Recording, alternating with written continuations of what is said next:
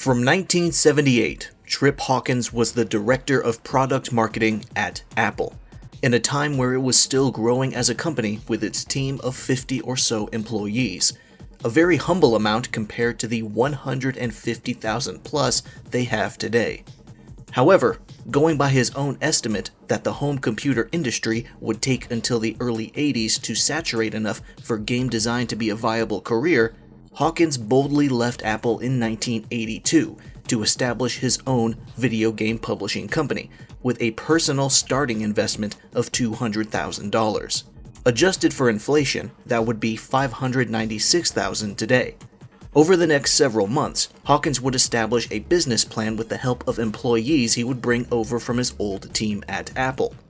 Eventually, the starting company's headcount outgrew its initial office space at Sequoia Capital, and the team moved to a new location in San Mateo, California.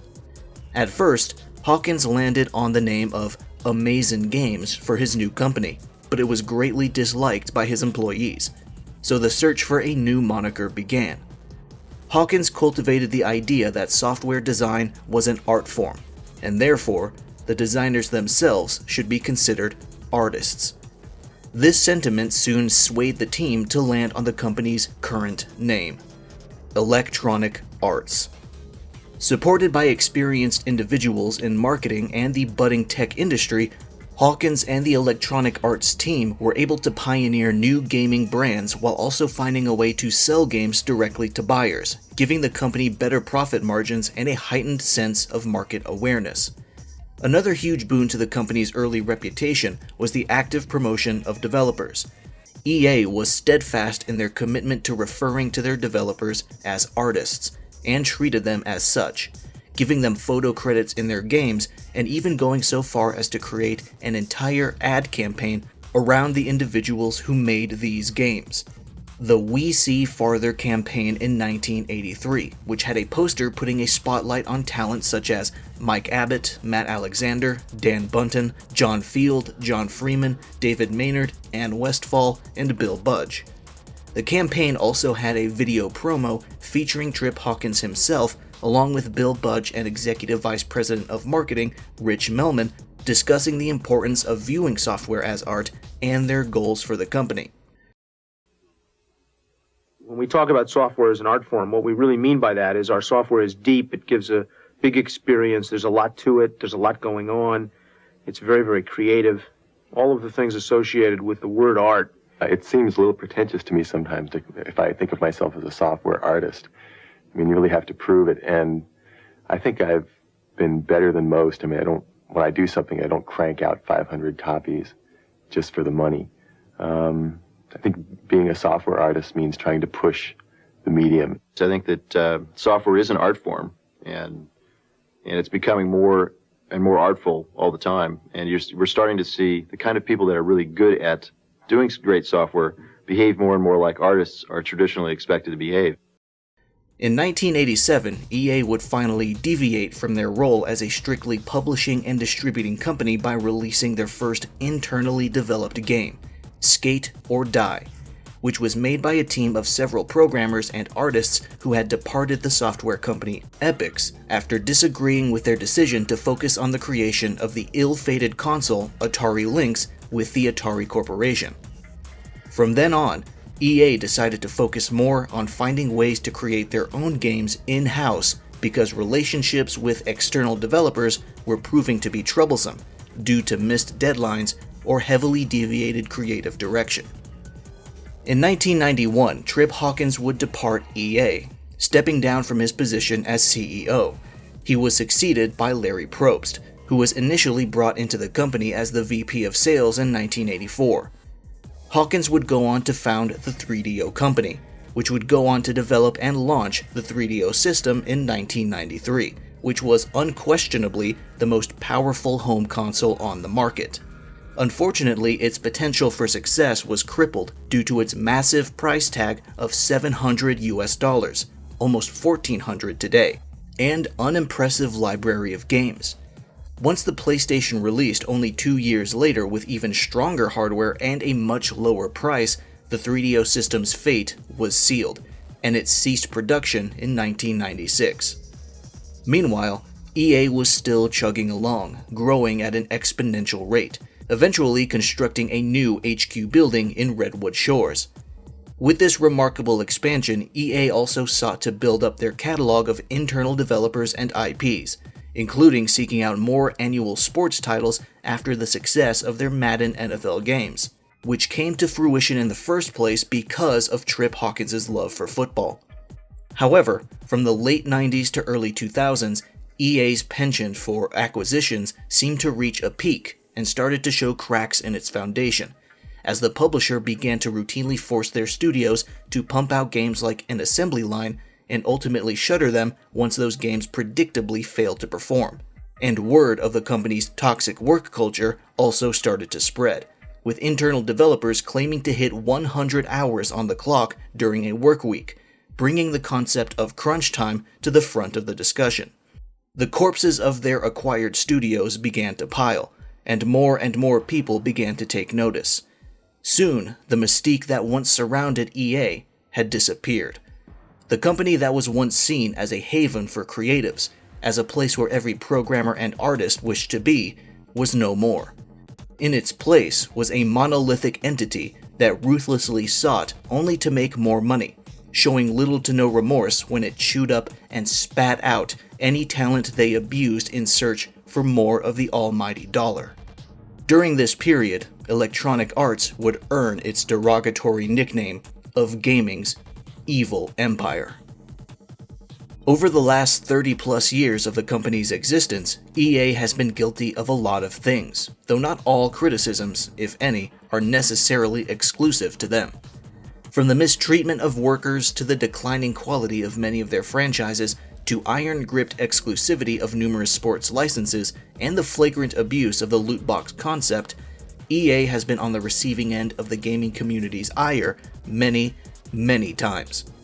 But the most commonly highlighted reason for their poor reputation is their gluttonous purchases of studios and their subsequent closure, including studios that EA founded themselves. Truth be told, not every acquired or founded studio manages to meet the grim fate of being shut down. Some manage to do quite well and still operate today. Some manage to technically survive by being aggressively restructured and having a huge chunk of their staff laid off or relocated. And even then, the spirit of the original team is now gone. Many of the initial members depart or are moved to a different division, and the studio itself may be regulated to acting as a support studio, no longer making their own games, and instead helping others in the development of theirs.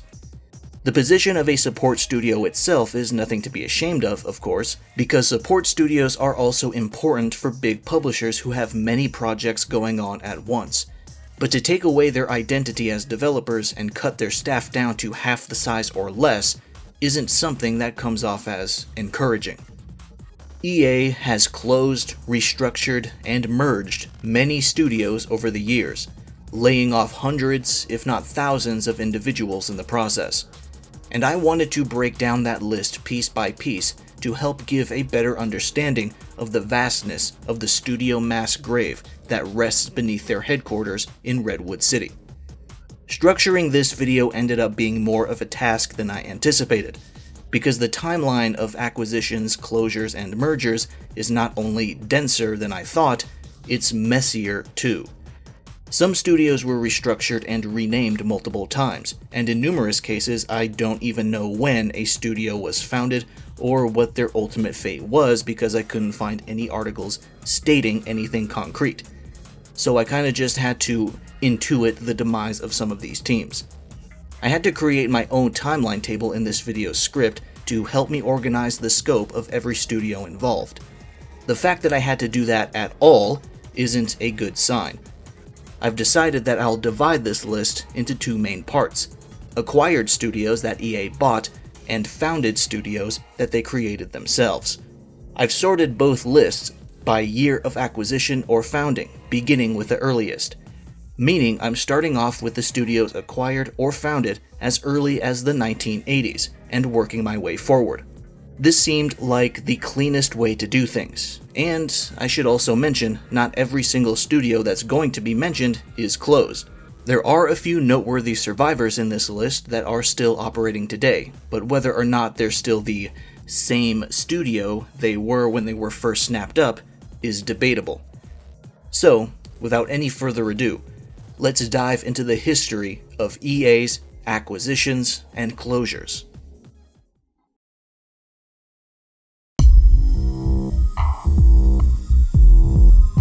(1987) Batteries included. Our first acquisition doesn't have that much information to go on as it happened so long ago, and the company's subsequent closure, or perhaps absorption, occurred immediately after they were snapped up. Batteries Included was a computer software and hardware company founded in 1978 in Ontario, Canada. It had a humble beginning as a calculator and personal computer retail store that sold items labeled as batteries not included. So, as a smart and helpful little gimmick, they began to include those batteries for free and named themselves, well, Batteries Included. Eventually, the store grew and developed into a huge multi-million-dollar software and PC accessory company, mostly known for their paperclip word processor for the Commodore PET, Commodore 64, and family of Atari 8-bit systems. This was eventually followed up by Paperclip 2 and numerous other software and hardware projects. Electronic Arts purchased the company in 1987, releasing Paperclip 3 under Battery Included's name shortly after. Unfortunately, it seems the company had become defunct that very same year, but EA continued to market products under their name. 1991. Distinctive Software Inc. Founded in British Columbia, Canada in 1982, Distinctive Software Inc. was established by the collaborative effort between Jeff Sember and a 17-year-old Don Matrick. Yes, that Don Matrick. The company began to gain a reputation in the late 80s for their racing games, namely the Test Drive series, which they created, and Stunts, both of which were released on a variety of personal computer platforms, such as the Amiga, Commodore 64, and MS-DOS. Eventually, they even developed acclaimed ports of other games to those same platforms, including Sega's Afterburner, Outrun, and Altered Beast, and Konami's Castlevania and Metal Gear. In 1991, Electronic Arts scooped DSI up for $11 million and immediately transformed them into EA Canada, ceasing their usual porting tasks, throwing the Distinctive Software brand out of the door, and having them work on their own sports and racing games. NBA, NHL, UFC, FIFA, even SSX and Def Jam Vendetta, EA Canada had some sort of hand on all of these games. Furthermore, they developed the EA Graphics Library game engine, which was used mostly for the Need for Speed series and a few sports games. Today, the studio is known as EA Vancouver, the publisher's oldest and largest studio, with over 1,300 employees. 1992. Origin Systems. Origin was founded in 1983 in Austin, Texas by brothers Richard and Robert Garriott.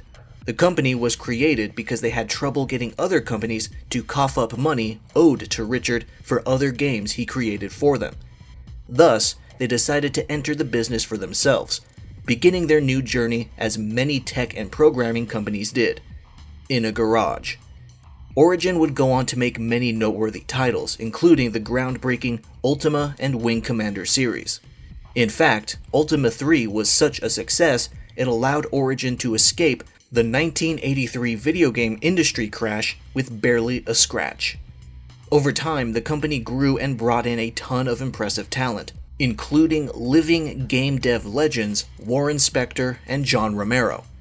In 1992, EA acquired the company for $32 million in stock, and in 4 years, the team ballooned in size to over 300 employees.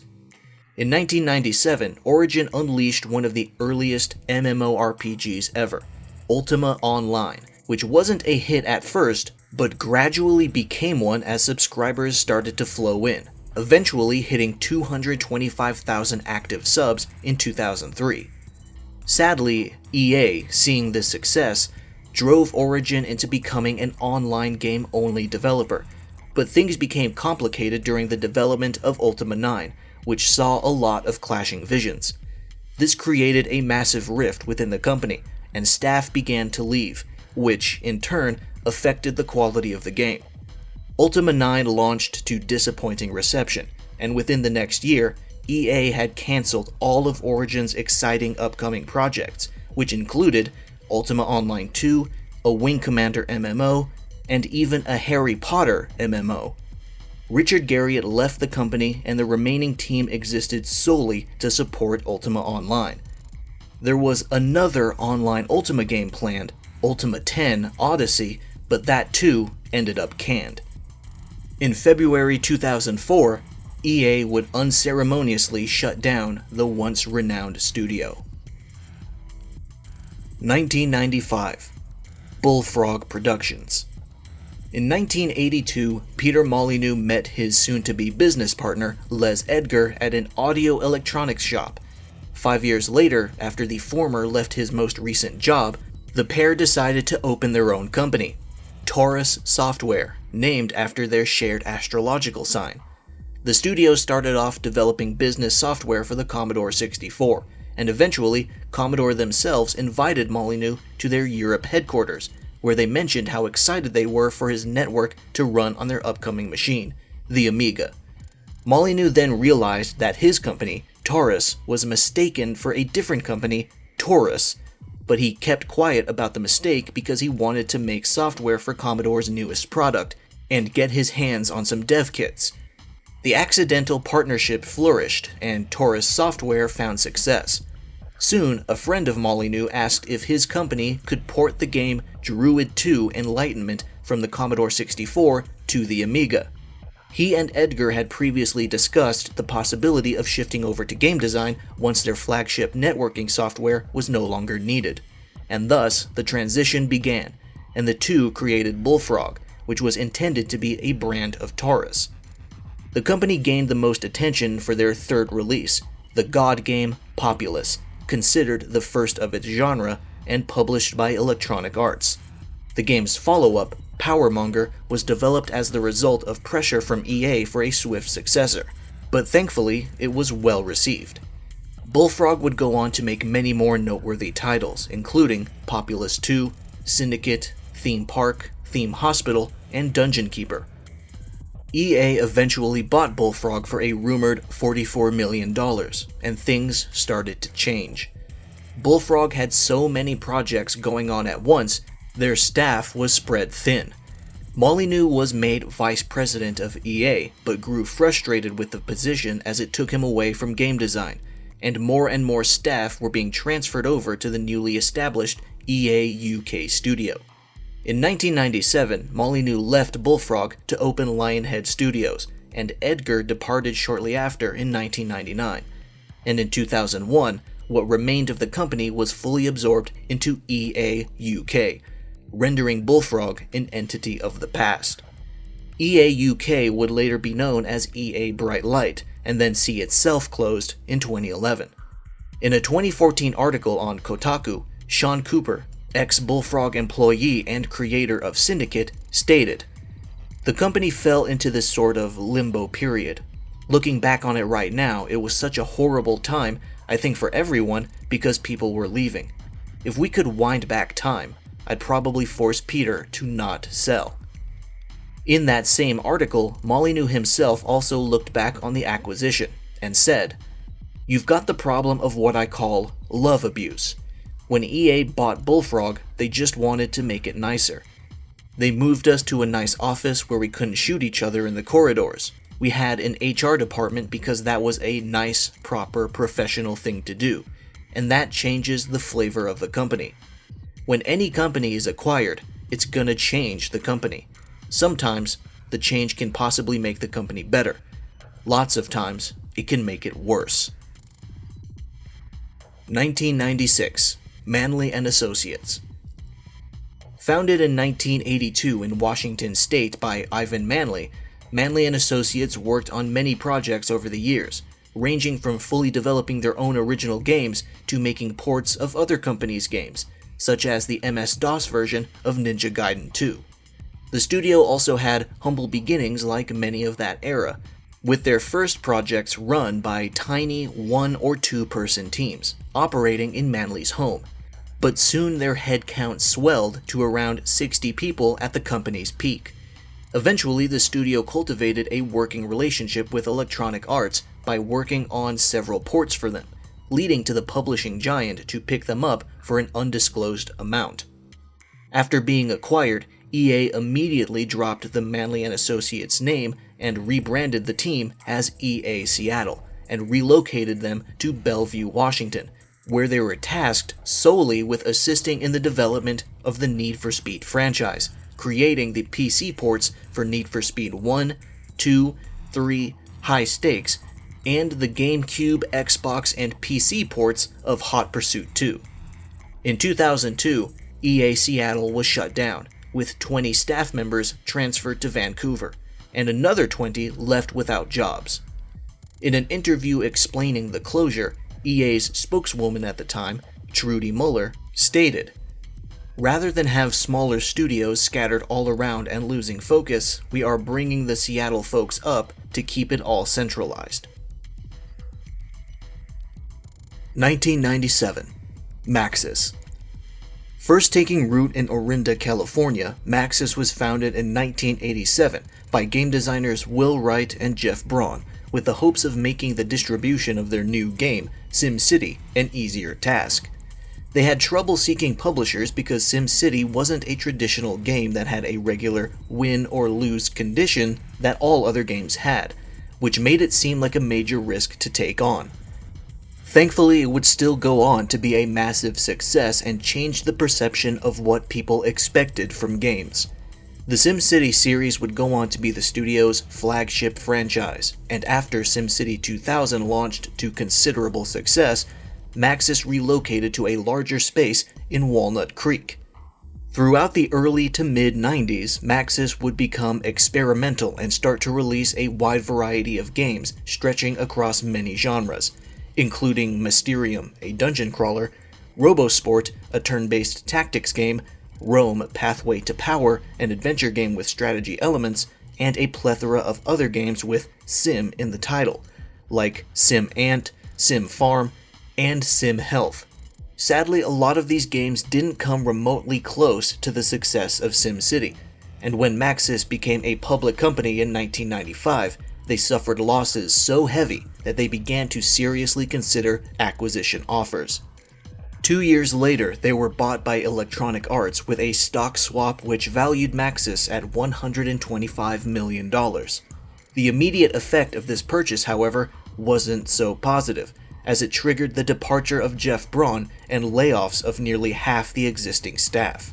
Things turned around soon enough though, since SimCity 3000 was finally pushed out the door and Will Wright was able to focus on The Sims, another game by Maxis that was considered a gamble, but EA was willing to stick with it, and that ended up being a brilliant decision, because the debut installment of this new franchise ended up being a smash hit, and the series would be the core focus for years to come. The heightened success saw the studio split up and relocated to Redwood City and Emeryville.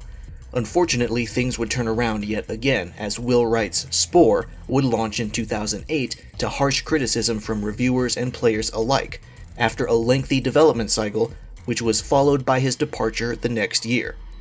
Then, in 2014, Maxis and EA put out the SimCity reboot, which was made with the intention of being a multiplayer-focused, always-online title to combat piracy. You can probably guess if you don't already remember, but this was one of the most disastrous launches in video game history, and single-handedly ended the SimCity franchise. In 2015, Maxis Emeryville, the main Maxis studio, was shut down, leaving the Redwood Shores team active, but even they saw layoffs eventually. New teams have been opened in Helsinki, Texas, and Europe. While these studios might bear the Maxis name, it's the only thing they have in common with the true Maxis team that was once alive and kicking in Emeryville. 1998. Tiburon Entertainment. Tiburon, which comes from the Spanish word for shark, is a studio that had close ties to Electronic Arts practically since day one, as the three founding members of the company already had a working relationship with the publisher at their previous positions with game developer Visual Concepts. Founded in 1994 in Orlando, Florida, Tiburon quickly made a name for themselves by creating games based on the ideas of collaborating distributors. Their closest partnership was with EA, who gave them the first task of making Madden NFL 96 for the SNES and Sega Genesis. Since then, Tiburon continued to help develop the Madden franchise, and the partnership between the two companies continued to flourish, and EA gradually investing more and more into the studio, until, in 1998, they committed to a full acquisition. Tiburon Entertainment was immediately rebranded as EA Tiburon, and over the years, they would develop other sports games like NCAA Football, Tiger Woods PGA Tour, and NFL Street. However, they were essentially given the position of overseeing the entire Madden NFL franchise, which is a position they still hold today, after growing into a massive 500-person team. 1998. Westwood Studios. Brett Sperry and Louis Castle met in Las Vegas, Nevada in 1983, while they were both working as contract programmers. They soon became friends and founded Westwood Studios in 1985, named after the commercial and residential neighborhood located in Los Angeles that Sperry and Castle admired for its entertainment meets professional character. The new company's first projects were not unlike the beginning of other studios mentioned on this list. Contract work for publishers like Epix and Strategic Simulations Inc., and porting games to the Commodore Amiga and Atari ST. Proceeds made for these projects eventually allowed the team to make their own original game, Mars Saga for the Commodore 64, published by Electronic Arts in 1988. Most notably during this era, however, was their laying of the foundation of the real-time strategy genre with Battletech: The Crescent Hawk's Revenge, which allowed the player to pause when giving orders to a unit and to control the gameplay speed, offering total control of the game's pace. In 1992, Westwood was acquired by Virgin Games, and they continued to work at their own pace. A major early success for the studio was Eye of the Beholder, a role-playing game for the MS-DOS that took place in the Forgotten Realms setting of the Dungeons & Dragons franchise. Other big titles for them include Legend of Kyrandia, a 2D point-and-click adventure game, Dune 2, another real-time strategy based on Frank Herbert's novels, and Lands of Lore, a role-playing game. However, in 1995, Westwood's greatest achievement would be released, Command & Conquer, another real-time strategy which took the gameplay and interface concepts of their previous games and refined them to a remarkable new level. The first Command & Conquer game launched to incredible critical praise and immense commercial success, and it even included online play. In 1998, EA purchased Westwood and its sister studio, Burst Studios, from Virgin Interactive for $122.5 million. At this time, games developed by Westwood made up 5 to 6% of the market share for the entire PC game market, making them a massively valuable asset. Under EA's ownership, Westwood would go on to make several more games, but the studio's mindset gradually shifted to focusing more on making money. Their final two games, Command & Conquer Renegade and Earth and Beyond, failed to meet sales expectations, and EA finally decided to pull the plug on the company. As part of a consolidation plan, Westwood was shut down in 2003, with a huge amount of layoffs, leaving the remaining staff members to be absorbed into the newly formed EA Los Angeles. In an interview with Arcade Attack in 2018, former Westwood designer and programmer Joe Bostic said this about the acquisition. When EA acquired Westwood, there was very little disruption. I credit Brett Sperry for being a champion of keeping the corporate culture of EA separate from Westwood's culture. This was key as it allowed us to continue to work as we always had. The Westwood of 2003, however, was very different. At that time, Westwood had eventually succumbed to the corporate every game must be a big hit mentality, and that affected the size of the projects as well as the internal culture. This shift from passion to profit took its toll. 1998, Burst Studios. Based in Irvine, California, Burst Studios was founded in 1995 and owned by Virgin Interactive's North American branch. During its early years, the studio suffered a variety of issues that interfered with its ability to deliver games on time, a problem that Brett Sperry, who was Virgin Interactive's president of publishing at the time, acknowledged. One of their most notable games during this era was Subspace, a 2D space shooter with zero-friction physics that could be considered an early MMO due to its online nature and how many players were able to play the game at once. It was remarkably capable at overcoming the intense lag caused by dial-up connections and allowing for a smooth online experience. Believe it or not, the game still runs today as Subspace Continuum. As for Burst Studios, they were sold to EA alongside Westwood in 1998, and Burst Studios would immediately be renamed to Westwood Pacific. Under their new brand, they'd go on to make the role-playing game Nox and Command & Conquer Red Alert 2. Later, they were renamed again to EA Pacific, and with that moniker, they would release their final game, Command & Conquer Generals, which had Westwood talent present within the team during development.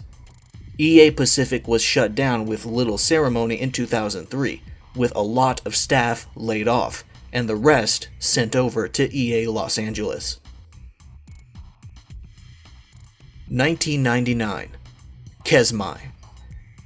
Founded in 1981 by Kelton Flynn and John Taylor, Kezmai saw its first success in their online ASCII-based multi-user dungeon game, Island of Kezmai, which is considered a precursor to modern MMORPGs. It was free to play on CompuServe, and was noted for allowing players to interact with one another and either cooperate or compete. Anyone with a PC and a modem was able to play, and this led it to being the studio's first hit.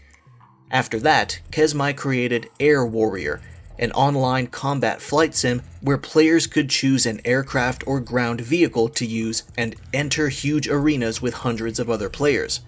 It cost a whopping $10 per hour to play, but many people overlooked this because the game was simply too fascinating and fun to deny.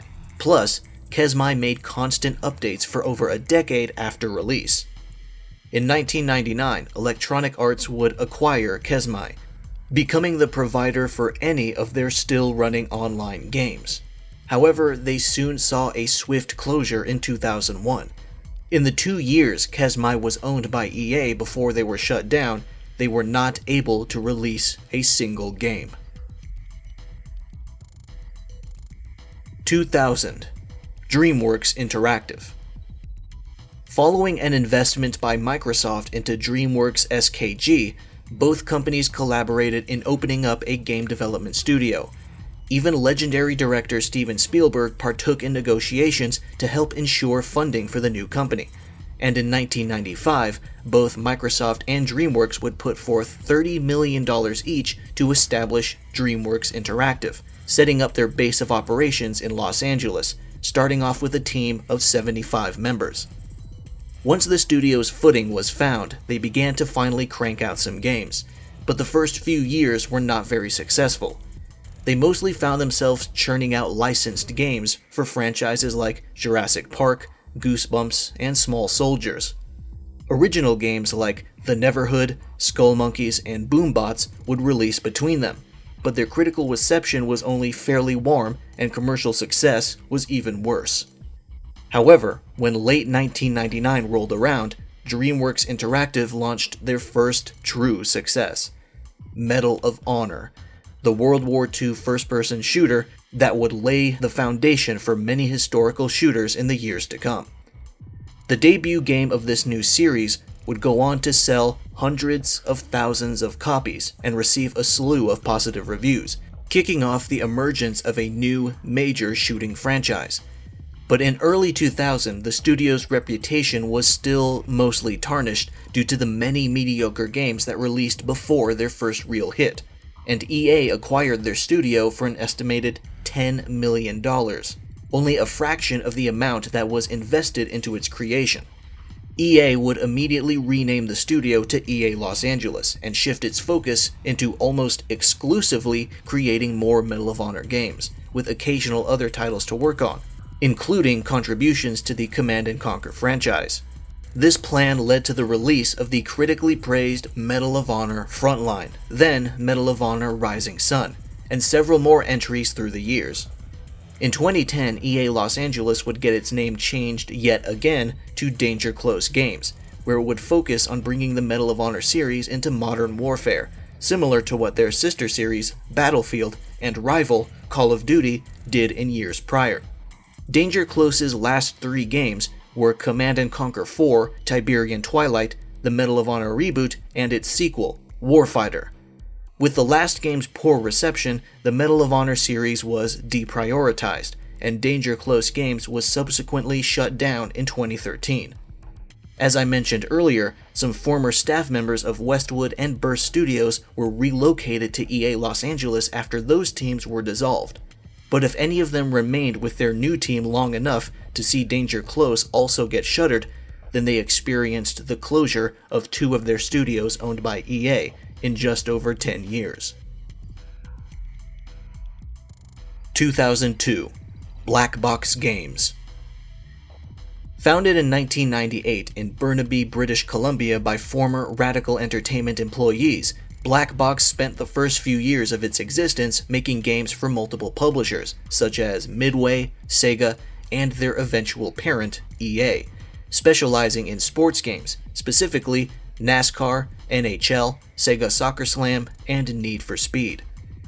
During the development of Hot Pursuit 2, EA took the opportunity to scoop them up for an undisclosed amount in 2002.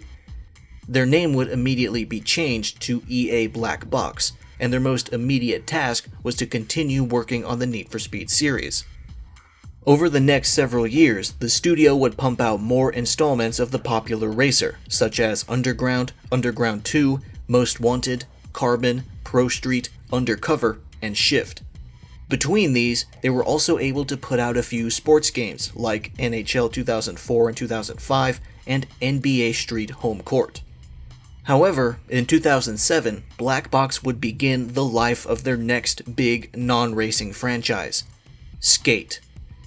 Developed alongside their usual Need for Speed titles, Skate offered a unique and fun style of gameplay in the form of flicking the analog sticks in different ways to perform different tricks that felt more grounded and realistic compared to other skateboarding titles, and was equally fulfilling to practice and improve at. The first game was a hit critically and commercially, and the decision to make a sequel was a no-brainer. Skate 2 released in early 2009, followed up by Skate 3 less than a year and a half later. Unfortunately, in February 2012, EA confirmed that Black Box would be hit with a number of layoffs, with the publisher claiming that they were shifting their Canadian studios towards high-growth digital formats, including online, social gaming, and free-to-play. Only 5 months later, Black Box would see their name changed a second time to Quicklime Games during their development of Need for Speed World, the first MMO in the series.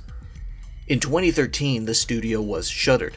Even though Skate was a success, the recent Need for Speed games were not doing so well, and their final Need for Speed game, The Run, was seen by EA as a particularly harsh failure. As with all closures, staff members of Quicklime were given the choice to relocate to other EA studios, but responsibility for Need for Speed was given to Ghost Games, which is based in Sweden on the opposite side of the world, meaning that following the franchise was out of the question for the vast majority. 2004. Criterion Games. In 1993, Criterion Software was established as a wholly owned subsidiary of Canon Inc., the Japanese corporation known for its cameras, lenses, scanners, printers, and more. Its purpose was to allow Canon to put a foot in the door of multimedia tool development. David Cowley and Adam Billiard led the creation of Criterion's first 3D texture mapping and rendering program, Renderware, which would be adopted by over 800 companies around the world by within 3 years. Their competitor, Argonaut Software, had also been showcasing video games using their own B-render technology, and in response, Criterion began hiring new talent to create a dedicated game development division. This division, Criterion Studios, was founded in January 1996. Renderware was soon after retooled into a game development engine, becoming fully featured for the task in 2000. Their first game to use this version was Burnout. Publishing rights were sold to Acclaim, and together, the partnered companies released its sequel, Burnout Point of Impact, as well, which was also quite a success. Around this period, Criterion was being frequently approached by EA, who eventually made an offer with Canon Europe to purchase Criterion for $68 million. This deal was finalized soon after EA published Burnout 3 Takedown, which is considered a high point in the Burnout series even today. From that point forward, Criterion Games would go on to make more successful Burnout titles, including Burnout Revenge and Burnout Paradise. They also dabbled in first-person shooters with Black in 2006. And then, in 2010, EA gave them the keys to the Need for Speed franchise, allowing them to create a reimagining of Hot Pursuit, which ended up highly successful, both critically and commercially. Sadly, this led the studio to shift their focus away from their pioneering franchise of vehicular mayhem and more towards EA's premier racing series. Criterion would go on to launch Need for Speed Most Wanted in 2012, which received comparable success. Unfortunately, for the next 10 years, Criterion would go on to do support work, helping other EA studios develop different games, including Need for Speed Rivals with Ghost Games, and Star Wars Battlefront 2 and Battlefield 5 and 2042 with DICE. As of writing this video, things may be looking up, as Criterion is anticipated to be releasing a new entry in the Need for Speed series in the near future. 2005. Hypnotics. Founded in Little Falls, New Jersey in 1993, Hypnotics started their existence off with a couple of rail shooters for PC, before making their first hit in the form of the Deer Avenger games, a parody series of the hunting simulator Deer Hunter, where you play as a deer who hunts humans. Eventually, Hypnotics was further able to make a name for themselves with their Outlaw series of sports games, including Outlaw Golf, Volleyball, and Tennis. In 2005, EA purchased the studio for an undisclosed amount of money, and Hypnotics was immediately closed the moment they were acquired and absorbed into EA Tiburon to assist in the development of EA's licensed team sports games. 2006. Mythic Entertainment. Mythic was founded in 1995 in Fairfax, Virginia by a team of developers who had prior experience in creating multi-user or online games. Some members originated from Adventures Unlimited Software Inc. and others from Interesting Systems Inc. prior to Mythic's establishment. With their combined experience in crafting online titles, Mythic had a laser focus on multiplayer games such as Mage Storm Millennium, Independence Day Online, and Spellbinder: The Nexus Conflict.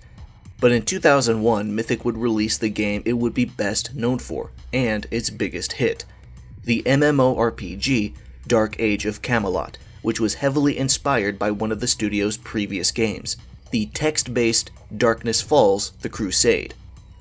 Camelot was a big success, not only critically, but commercially, hitting 50,000 sales within its first 4 days. By the end of the month, the number ballooned to over 115,000. Over the next several years, Mythic would go on to make multiple expansions, including Shrouded Isles, Trials of Atlantis, Catacombs, and Labyrinth of the Minotaur. In 2006, EA purchased Mythic and immediately renamed them to EA Mythic, but renamed them back to Mythic Entertainment in 2008, before the studio put out their first new game under EA's ownership, Warhammer Online: Age of Reckoning, which similarly saw critical and commercial success like Camelot did. Less than a year later, in 2009, EA restructured the studio and put them with BioWare in their own division tailored for RPG and MMO experiences. During this transition, founder and longtime general manager of Mythic, Mark Jacobs, left the company, and they were renamed yet again to BioWare Mythic.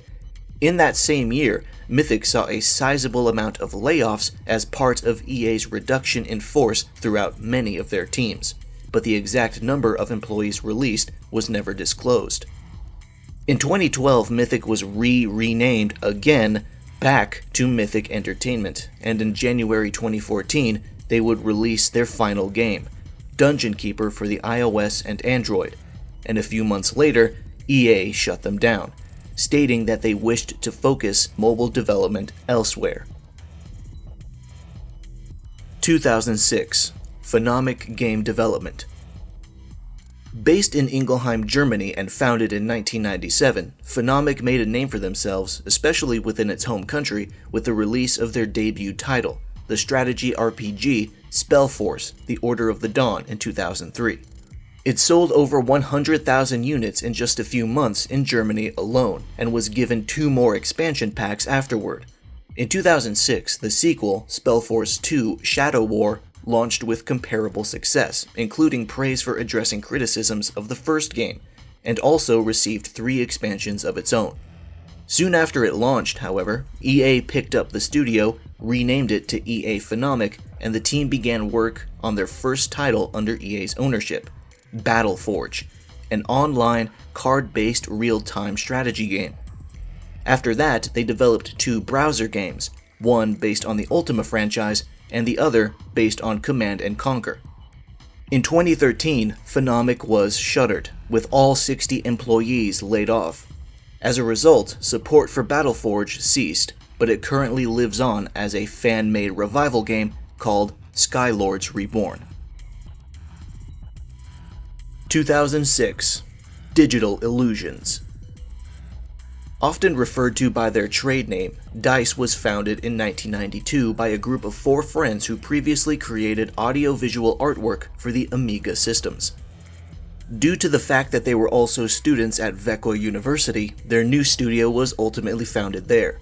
They continued to create games for the Amiga platforms before soon moving on to the Sony PlayStation and Windows.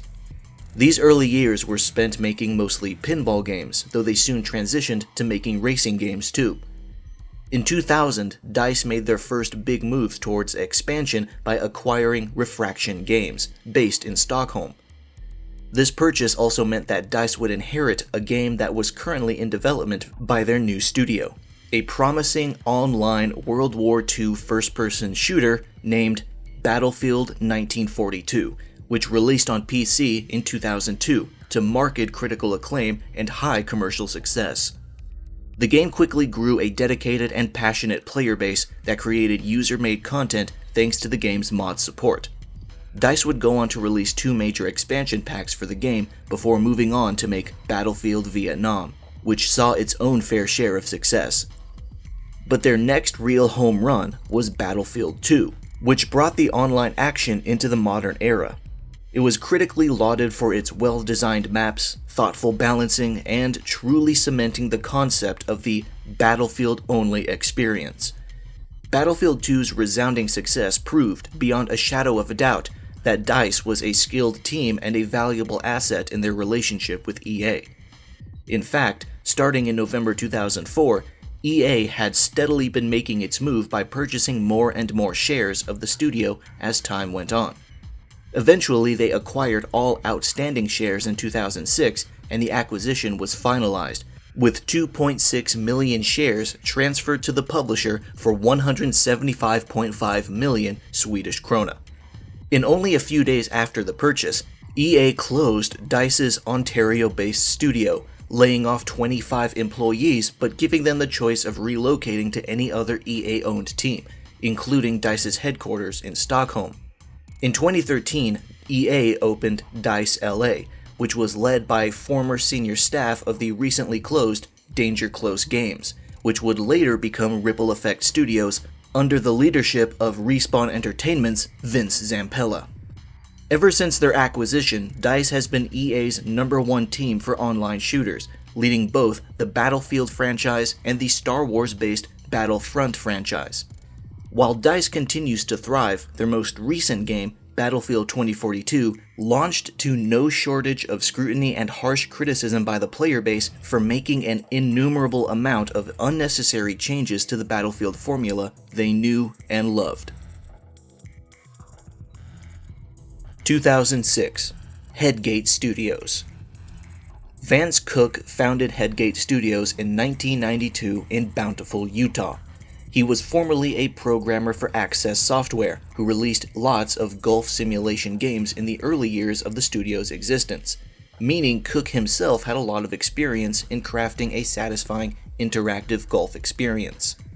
This eventually led to Headgate being purchased by Sierra and working on licensed PGA Championship games.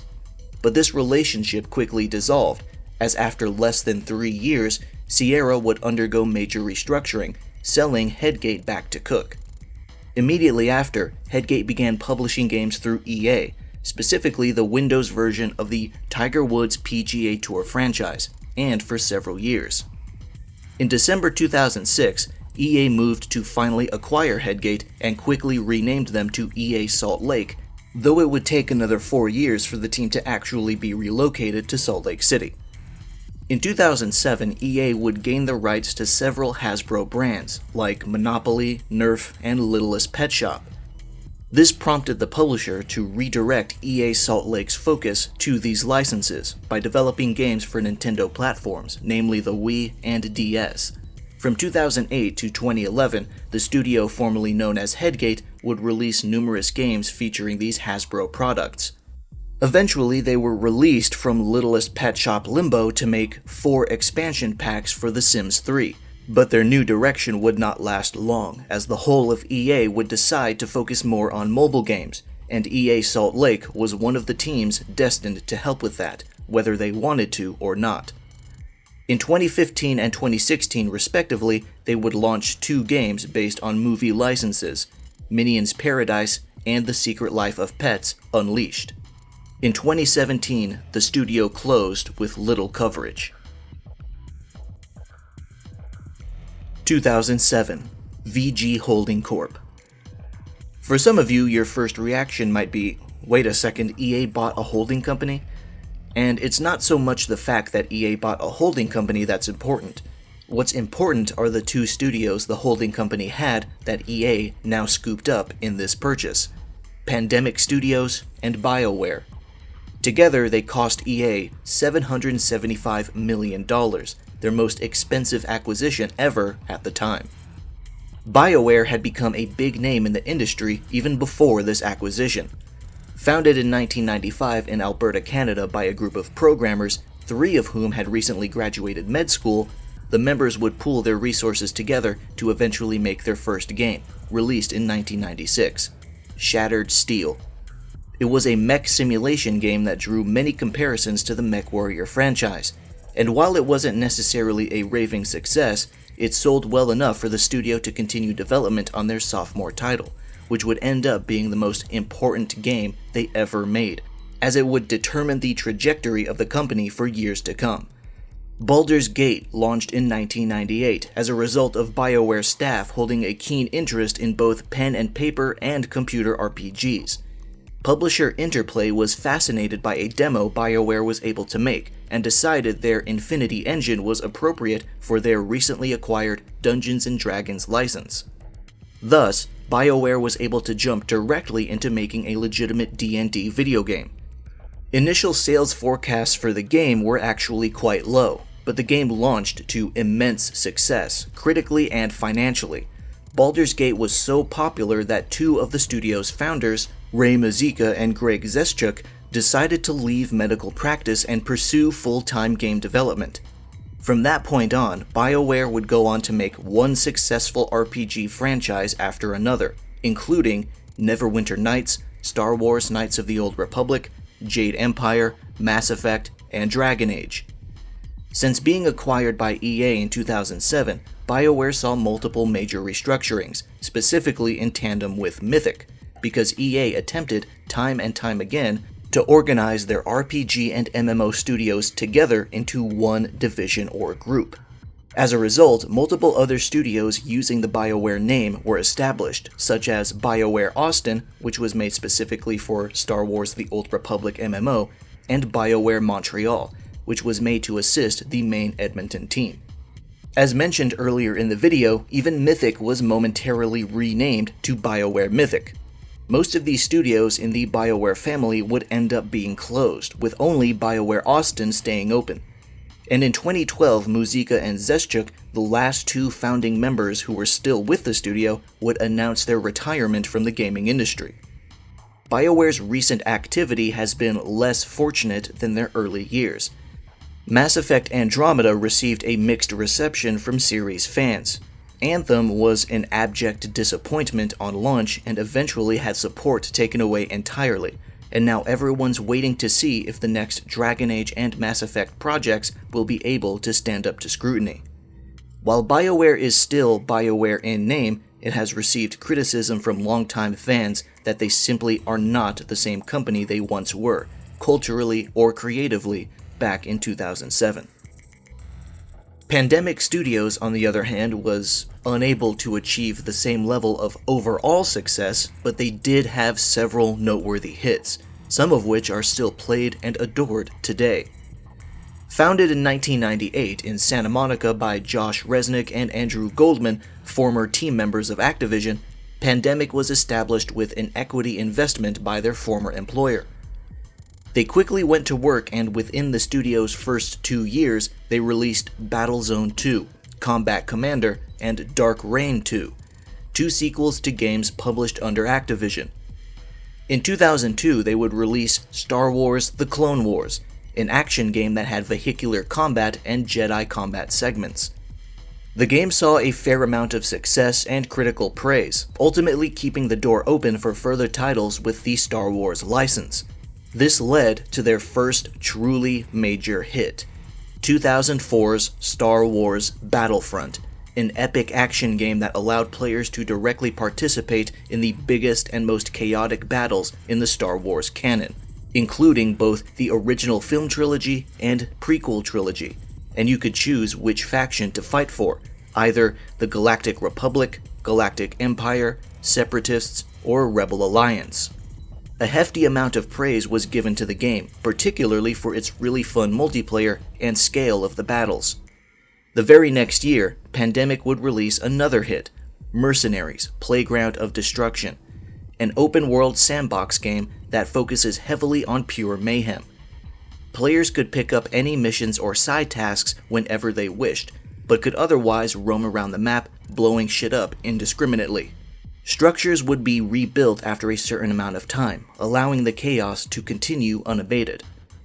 That same year, Pandemic would give us another open-world game centered around joyous destruction, Destroy All Humans, a game set in 1959 where you take control of a small alien named Cryptosporidium 137 and wreak unbridled chaos upon the human population, destroying houses, cars, abducting cows, and using telekinetic powers to throw stuff into other stuff. It was a phenomenal experience of unparalleled fun. With Star Wars Battlefront, Mercenaries, Destroy All Humans, and their sequels, Pandemic seemed like they were on top of their game, but things weren't so hot behind the scenes. In February 2009, Pandemic's Brisbane, Australia branch was shut down, which was first established in 2000 to develop their Army Men RTS game before moving on to develop Destroy All Humans. But it doesn't stop there. In November 2009, EA would cut 1,500 jobs across numerous studios, including Pandemic, laying off a total of 228 team members and effectively shutting them down. Soon after, 4 team members took to YouTube to upload a video of themselves in an Office Space style skit of them smashing a printer they supposedly took from their former office. That's one way to release your frustration. 2009. Playfish. This company is probably one that a lot of people who might watch this video are unfamiliar with, as their sole focus was free-to-play social network games. Founded in 2007 in London, Playfish released a lot of those games onto Facebook, gaining many players very quickly. In the 2 years the studio existed before being purchased, they already drew in millions of daily players. EA acquired the social gaming developers for a whopping $400 million, a price tag that was more expensive than a lot of their AAA studio purchases. By early 2013, all founding members of Playfish had already left the company, and only a couple months later, EA would shut the studio down, deciding to place their social and mobile gaming efforts into PopCap Games, which they acquired only 2 years prior. EA stated that the reason for the closure was the clear trend of social gaming losing players in droves. After millions of people initially logged in to play these games, the number of players and amount of activity has fallen off. For people who have seen other recent shutdowns of social games, perhaps this is not surprising. 2011. PopCap Games. Founded in Seattle in 2000, PopCap exploded onto the scene with the release of Bejeweled only a year after the company's creation. It was a tile-matching puzzle game that launched on every major mobile platform, and saw incredible success for merging simplicity and addictiveness in the ideal amounts, leading to a plethora of sequels and spin-offs featuring new mechanics. PopCap would expand in 2005 by acquiring Sprout Games, another Seattle-based casual games developer known for creating Feeding Frenzy. The year after that, PopCap would expand further, setting their sights on an overseas presence by opening PopCap International in Dublin, Ireland. This wasn't the end of their growth, however, and they would continue to acquire 2 more smaller studios, Spintop and Retro64.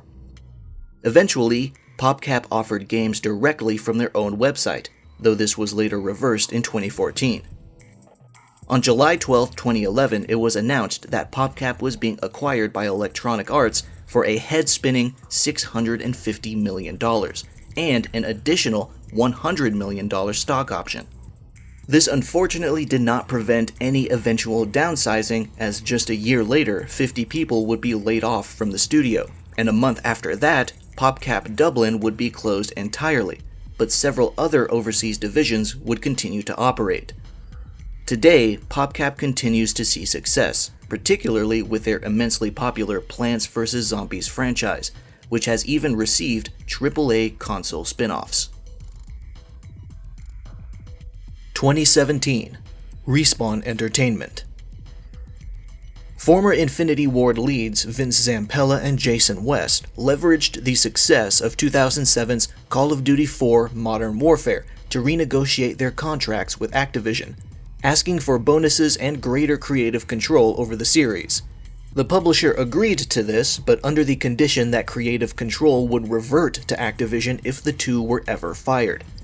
Unsurprisingly, the publisher purposefully sought ways to take advantage of that clause and oust Zampella and West, finally doing so in 2010. But in mere days after being fired, the duo already began their journey to establishing a studio of their own, Respawn Entertainment, an appropriate name for a team if there ever was one. They sought funding for their first game from EA via the EA Partners program, with the condition that they retained intellectual property ownership of any original games they produced. They were soon joined by an additional 38 former Infinity Ward members, and the studio began full-time work on their debut title, Titanfall, a fast-paced multiplayer first-person shooter where you also control mechs. The game received very positive reception from reviewers and players alike, and was a financial success as well, though its exclusivity agreement with Microsoft was probably a bit stifling.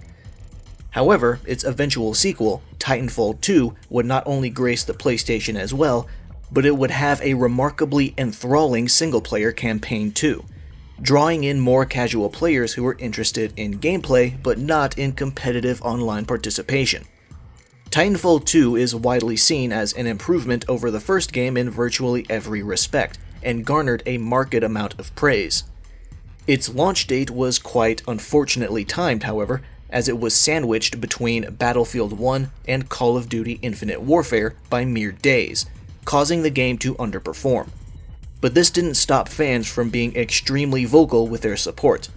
In late 2017, EA moved to acquire Respawn for $151 million in cash and $164 million in equity.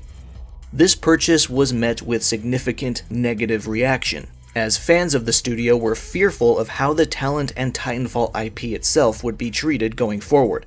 Since then, Respawn launched Apex Legends, their team-based battle royale that not only still stands today, but is considered one of the few in the genre to be truly successful. Later that same year, they released Star Wars Jedi Fallen Order, a canonical Star Wars story starring Cal Kestis as he escapes the wrath of the Empire during the Jedi Purge. As of writing the script for this video, Apex Legends continues to be played and supported, and Star Wars fans not only look forward to Jedi Survivor, but 2 additional Star Wars games confirmed to be in development, including a first-person shooter and a strategy game. Sadly, Titanfall fans proceed to be brushed aside, as the existence of Titanfall 3 is not only left up in the air, but is increasingly unlikely as Respawn announces more and more unrelated titles they're working on. But more importantly, the studio does seem to be thriving. 2021 Codemasters. In the early to mid-80s, brothers Richard and David Darling, while living in Vancouver, created clones of popular video games with the help of their friend, Michael, and his Commodore VIC-20 computer. When the siblings returned to their home in England, they acquired their own VIC-20 and pursued the development of small, budget-priced games, including a game creation tool that would go on to be sold commercially. Richard and David would end up seeing about £200,000 in revenue while they were still teenagers. In 1986, with the help of their father, they would officially establish Codemasters and begin hiring programmers on a freelance basis to produce high-quality games with budget prices. Eventually, however, they moved from developing budget games for 8-bit computers to making full-priced ones for 8 and 16-bit consoles that were taking the world by storm at the time. Many of their games were published by Ontario-based company Camerica, which is known for releasing unlicensed NES games, as they were able to disable the console's lockout chip by glitching it. Codemasters would go on to make a variety of successful games, but soon they became particularly known for their racing games. Their output for this specific genre saw a sharp increase in the mid-90s, especially after they gained a major license for Colin McRae Rally. Starting in 2012, the studio began to release racing games almost exclusively, with more entries for Dirt, Grid, and F1, with the occasional one-off title, such as Onrush, which was made by members of former Sony first-party team Evolution Studios. In November 2020, Codemasters announced that they had been approached by Take-Two Interactive for a potential buyout valued at £739.2 million. Both entities were ready to approve of the deal and soon agreed to a combined cash and stock transaction valued at $994 million. Unfortunately for Take-Two, Electronic Arts outbid them by offering to buy all outstanding shares of Codemasters for £6.02 each, totaling $1.2 billion, about 14% higher than Take-Two's offer. Take-Two formally withdrew their bid, and Codemasters officially joined the EA Collective in February 2021. In May 2022, EA merged subsidiary Codemasters Cheshire with Criterion Games in an effort to support the Need for Speed franchise. And while this does conclude the main acquisitions I wish to touch on at length, the list unsurprisingly does not stop there. Occurring between these acquisitions, there were many more where EA bought out overseas companies for easier distribution in foreign countries. This includes DRO Soft in 1994 for Spain, Kingsoft in 1995 for Germany, and Vision Software and ABC Software in 1998 for South Africa and Switzerland respectively. And starting in the mid-2000s, EA also began spending a pretty penny on mobile game development, sweeping up many studios dedicated to the platform and swiftly integrating them into the larger EA Mobile.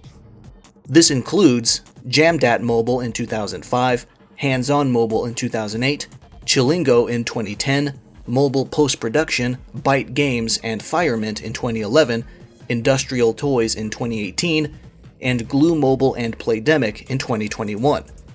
Those last two were particularly expensive acquisitions, costing EA $2.4 billion and $1.4 billion, respectively. And then, on top of all those, you also have the game websites and social network and gaming services they also snapped up throughout the years. This includes Pogo.com in 2001, Singshot Media in 2007, 3SF in 2008, J2 Play in 2010, and ESN in 2012. They even purchased cloud gaming technology assets and staff from Gamefly, though not Gamefly itself. Through approximately 50 acquisitions, EA was able to put many fingers in many game industry pies and greatly expand their reach and influence. But acquisitions aren't the only way EA grew. Sometimes they simply established development teams on their own, and unfortunately, some of them saw similarly sudden fates. Now we enter the second section of the video, Founded Studios. These are teams created by EA, typically for specific purposes. I already mentioned some of them while going over acquired studios, because it was quite common for EA to relocate staff from closed acquired teams to existing founded teams, and I'll be going over them again here. Just like my acquired studios list, I'll be going over founded studios in order of establishment date, starting with the earliest. I'm keeping it limited only to the most noteworthy studios, only to keep the list cleaner and to minimize my workload if I'm being completely honest with you. It should be noted, however, that a lot of founded studios that I won't mention have minimal information on them available, because they are, or were, probably simple support teams that only assisted other core teams with development on their games. Thus, I'll be skipping them and focusing only on the most notable studios who are either the most popular of the bunch, or have experienced pretty fascinating circumstances that are worth bringing up. So without any further ado, let's begin the list. 1995. EA Brightlight. EA UK was founded in Chertsey, England in 1995. The initial team released multiple entries in the FIFA Manager series until 2001, when the recently closed Bullfrog Productions had its remaining staff merged in. Thus, EA UK also inherited the franchises of Populous, Dungeon Keeper, Theme Park, and Syndicate. Sadly, the studio would go on to not touch any of them, and any new installments for those IPs would be handled by other teams, even though EA UK's lead, Harvey Elliott, claimed that there was hope in reviving them. Instead of taking advantage of their interesting and successful inherited franchise, EA UK would focus on casual games aimed at kids and licensed games, particularly Harry Potter. The studio would go on to make a game for every entry of the Harry Potter saga, excluding the Philosopher's Stone, and every entry seemed to get more criticism thrown its way than the previous one. In 2008, the team's name would be changed to EA Brightlight, and they would continue their concentration on family and licensed games. Until 2011, following the release of Harry Potter and the Deathly Hallows Part 2, they were quietly shut down. Any remaining staff of EA Brightlight would end up joining either Criterion or Playfish, or move away from EA by going to Jagex or Supermassive Games. 1998. Visceral Games. In 1998, EA's central headquarters relocated from San Mateo, California to Redwood Shores. During this transition, they decided to establish a new studio in that new location, appropriately dubbed EA Redwood Shores. Their debut title was Future Cop LAPD, a third-person mecha shooter which saw favorable reviews but paltry financial success, selling only about 200,000 copies. From that point forward, EA Redwood Shores would focus exclusively on a combination of licensed games for James Bond and Lord of the Rings, and the Tiger Woods PGA Tour series, eventually adding Sims 2 spin-offs into the mix. But soon, something changed. Executive producer Glenn Schofield wanted to create something that was unlike EA's usual output, and pitched a very simple idea to his team: Resident Evil in space. Thus, their sci-fi action survival horror game, Dead Space, released in 2008. It was a project that made the studio eager to prove themselves as a team capable of making the interesting big hits EA strove for, and prove themselves they did. Dead Space was both critically acclaimed and a smash commercial hit, selling almost 500,000 copies within 2 months, an impressive figure for a new IP from a developer who wasn't considered a widely known name. From then on, they were renamed to Visceral Games and became known as the Dead Space devs, and would continue to make 2 sequels for their new flagship IP. But the latest game, Dead Space 3, didn't see as much renown as the other 2 games, drawing some head scratches from reviewers and fans alike for the clear shift towards action, as well as harsh backlash for the inclusion of microtransactions. In 2015, Visceral released Battlefield Hardline, a spin-off of EA's leading FPS series, which takes place in an urban setting and is focused on the war on crime, where players can control either criminals or law enforcement. It saw some praise for being a fascinating new idea, but ended up overshadowed by being sandwiched between Battlefield 4 and Battlefield 1. Little did anyone know, Hardline would be Visceral's final game before their abrupt and shocking closure in 2017.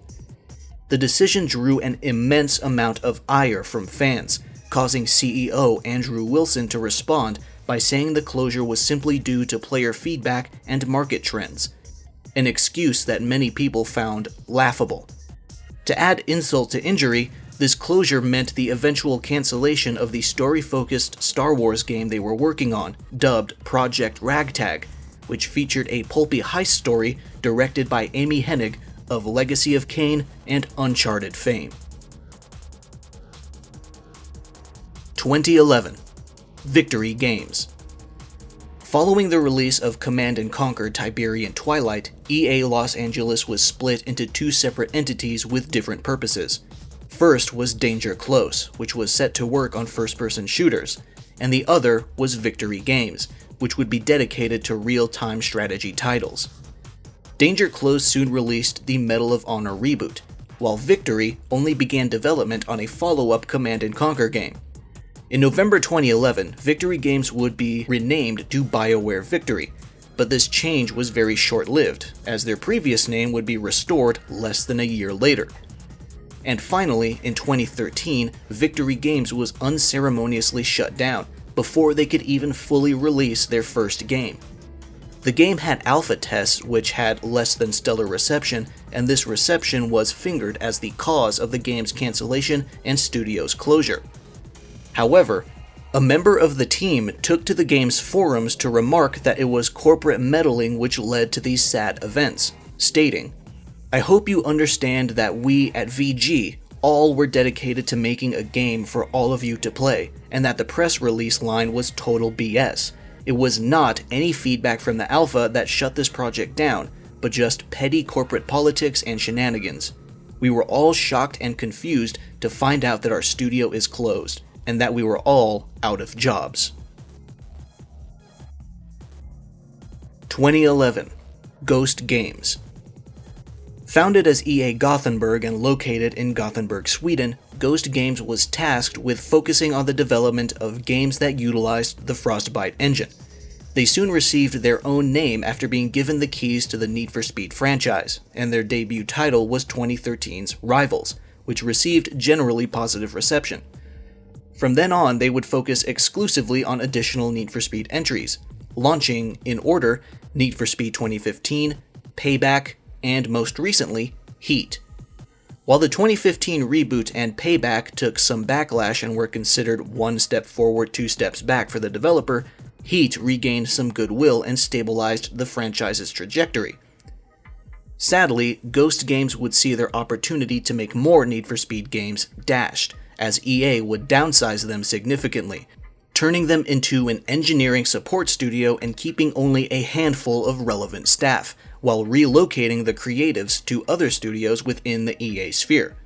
Furthermore, Ghost Games would have their name taken from them and changed back to EA Gothenburg, which they are currently known as. Now, Need for Speed is back in the hands of Criterion, who haven't made their own full game since 2012's Most Wanted, as they have been functioning as a support studio themselves for the last decade. 2011? Westwood Games. Out of all the studios mentioned in this section of the video, possibly even the whole video in its entirety, Westwood Games might be the one you've genuinely never heard of, and for unfortunately valid reasons. There's not much information about them that is easily available. I'm not sure when or where they were founded, because Westwood themselves were not as important as what they were working on at the time. Dawngate, which was intended to be EA's big breakthrough into the MOBA genre, which was on fire in the early 2010s. Dawngate was supposed to be free-to-play, like other huge titles in the genre, and it even made it all the way to an open beta in May 2014.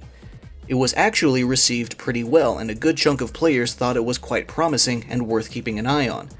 Bizarrely though, in November of that same year, Westwood said the beta wasn't shaping up the way they were hoping it would, and the game was unceremoniously cancelled, with support being fully shut down only 90 days after this announcement, leaving the budding community confused and disappointed.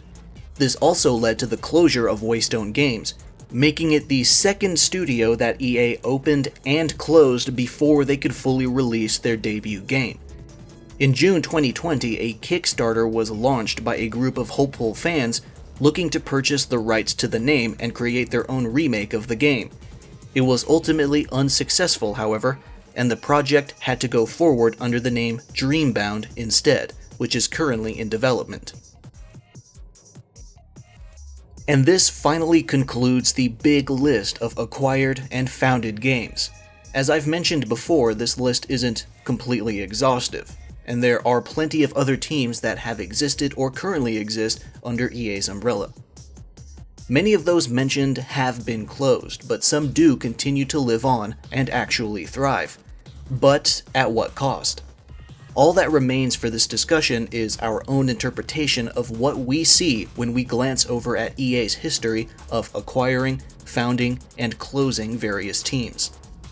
Before I go into my own opinion on the matter, I think I should stress here that I am not, nor have I ever been, a video game developer. I've never made a game, let alone made a game with EA, so I can't give any personal account on what it's like to work for them. For all I know, a lot of EA's studios could actually be great to work for, or at least have a great office culture.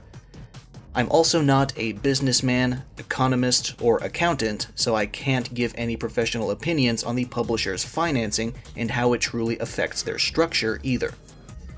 I can only give my thoughts as a guy standing on the outside looking in, who has enjoyed their games, and I have enjoyed quite a few.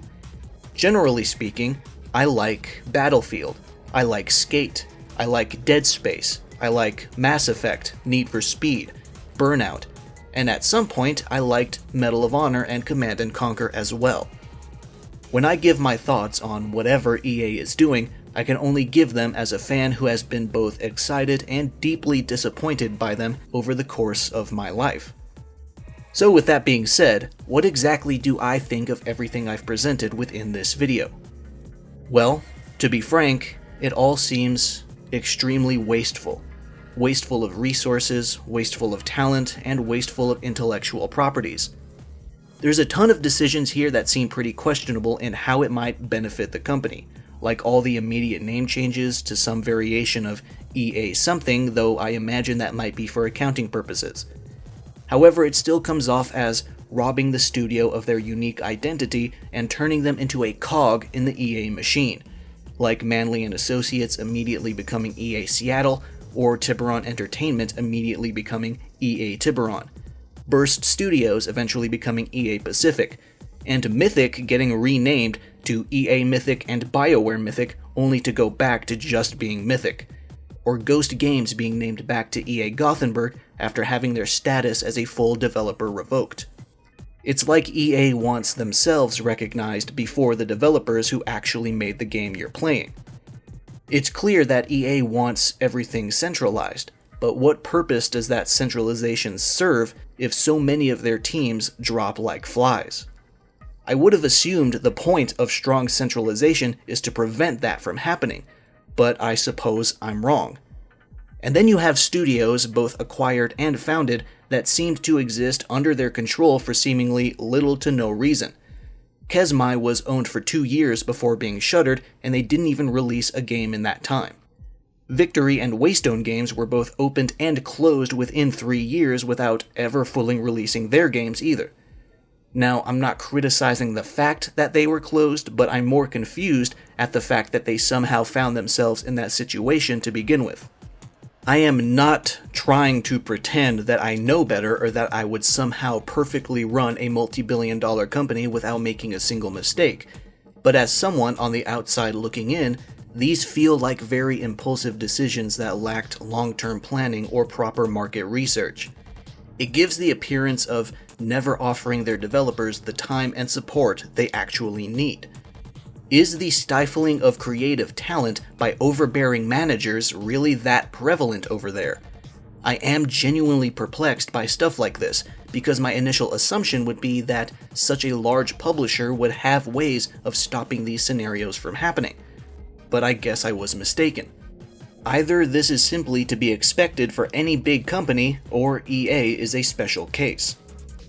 Furthermore, what of all the franchises lying dormant in EA's basement, collecting a layer of impacted dust because the company is too busy focusing on getting the big bucks from the same handful of franchises for well over a decade, possibly over 2?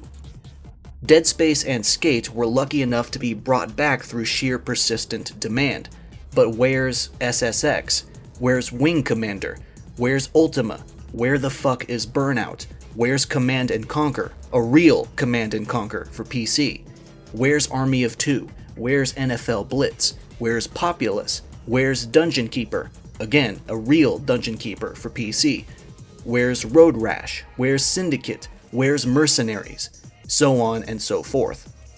In recent years, there have been a couple returns, but they weren't smash hits that EA likely wanted them to be, and also received some criticism over things that could have been easily avoided, such as Mirror's Edge Catalyst, which drew some negative criticism for its combat, again, despite the first game getting the exact same comments.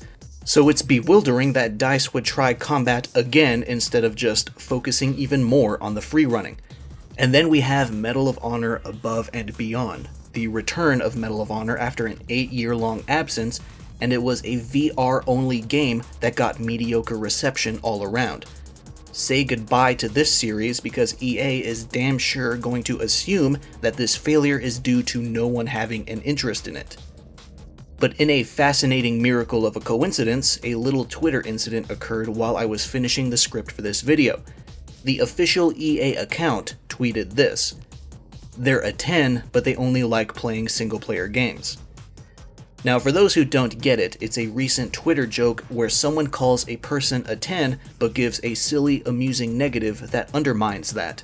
This tweet, even if it's a joke, and probably a misunderstood one meant to imply that the 10 in question doesn't want to play with you, obviously didn't sit well with a lot of people, because it came from the official account of a company known for actually showing distaste for single-player experiences.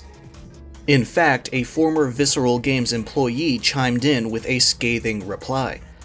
"This is the company that shut down my studio and laid off about 100 great developers because we were making a single-player game." The game in question is likely the aforementioned Project Ragtag led by Amy Hennig. Rumor has it that a primary driving force behind development getting shut down, besides the closure of Visceral, was the fact that EA management didn't know how to monetize it to hell due to it being a 12 or so hour single-player game with few avenues for customization. Thus, the plug was pulled. Another former EA dev mentioned being laid off on his first day of vacation and even getting his name removed from the credits of the game he was working on. If actual former employees are willing to boldly air their grievances like this, I can't imagine EA's reputation is all that close to being saved, even if they do manage to avoid piling the corpses into their studio mass grave. But I think that's enough of my ranting. I doubt I have much else to say that hasn't been said 1,000 times before by other people who were also deeply disappointed or frustrated by EA at some point. Their history of acquisitions and closures is long and complicated, even more so than I first assumed before I started to look things up for the creation of this video. To be completely fair to them, EA hasn't had a major closure since 2017's shuttering of Visceral, but should that really be something deserving of praise, simply going 5 years without closing one of your subsidiaries? I suppose it is when talking about EA, who has closed multiple studios in a single 12-month period before, but I guess we'll just have to wait and see how the surviving ones continue to fare. Recently, in an interesting twist of fate, rumors began to swirl that EA was looking to be acquired themselves, speaking with the likes of Amazon, Apple, Disney, and Comcast. It goes without saying that this acquisition would not be a small one, considering EA's market cap is around $35 billion. Supposedly, the publisher became emboldened to the idea because of Microsoft's massive acquisition of Activision Blizzard earlier this year. But other sources claim that EA is actually more keen on a merger instead, so that Andrew Wilson could remain as CEO. How true these statements are is still up in the air. But if such a transaction were to happen, it would undoubtedly be cause for speculation, discussion, and either hope, or, more likely, additional concern. This concludes my video on EA's history of acquisitions and closures. Thank you for watching, and I'll see you around.